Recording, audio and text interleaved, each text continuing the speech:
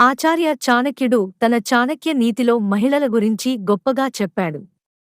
ఎలాంటి లక్షణాలు ఉంటే భర్తకు అదృష్టం కలిగి వస్తుందో వివరించాడు.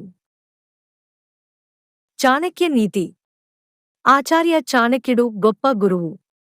జీవితం గురించి అనేక విషయాలను చెప్పాడు. ఆయన చెప్పిన మాటలు ఇప్పటికీ పాటించేవారు ఉన్నారు.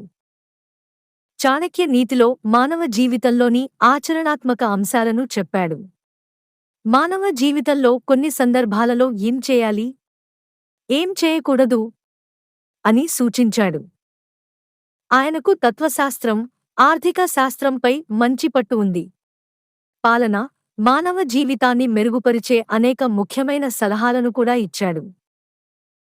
అందుకే వందల సంవత్సరాలు దాటినా చాణక్య సూత్రాలు నేటికీ ఫాలో అవుతూ ఉంటారు. చాణక్య నీతిశాస్త్రంలో వ్యక్తిగత జీవితం, ఉద్యోగం, వ్యాపారం, సంబంధాలు, స్నేహం, శత్రువులు వంటి మానవ జీవితంలోని వివిధ అంశాలపై అభిప్రాయాలను చెప్పాడు. చాణక్యుడు ఎలాంటి స్త్రీలు అదృష్టవంతులు, వారి భర్తల జీవితంలో అదృష్టాన్ని తెస్తారో కూడా తెలిపాడు. ఆచార్య చాణక్యుడు ప్రకారం సహనం స్త్రీకి ఆభరణం. చాలా ఓపికగా ఉండే స్త్రీలు అదృష్టవంతులు. అలాంటి స్త్రీలు కష్ట సమయాల్లో తమ కుటుంబాన్ని, భర్తలను విడిచిపెట్టరు. వారు మంచి కాలం కోసం ఎదురు చూస్తారు. ఓపికతో ఆ సంక్షోభం నుండి బయటపడే మార్గాన్ని చూస్తారు. చాణక్యుడి నీతి ప్రకారం ఓపిక ఉన్న వ్యక్తి ఎటువంటి పరిస్థితి నుండి అయినా చాలా సులభంగా బయటపడతారు.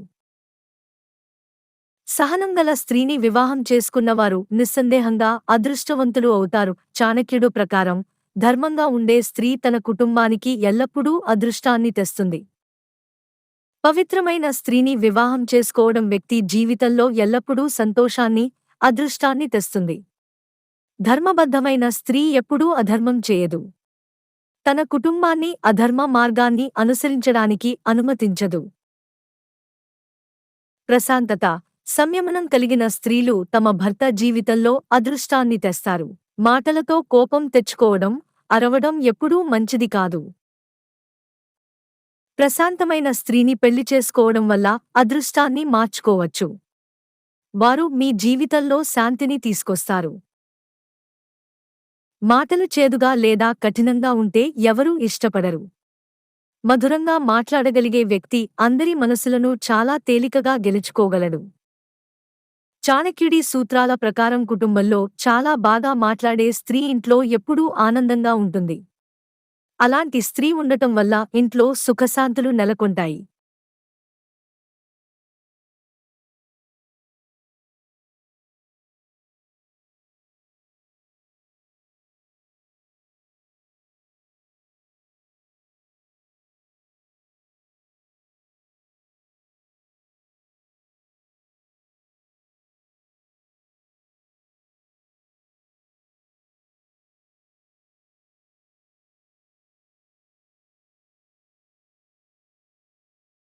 మధురంగా మాట్లాడే స్త్రీని జీవిత భాగస్వామిగా చేసుకున్న వ్యక్తి అదృష్టవంతుడు అవుతాడు.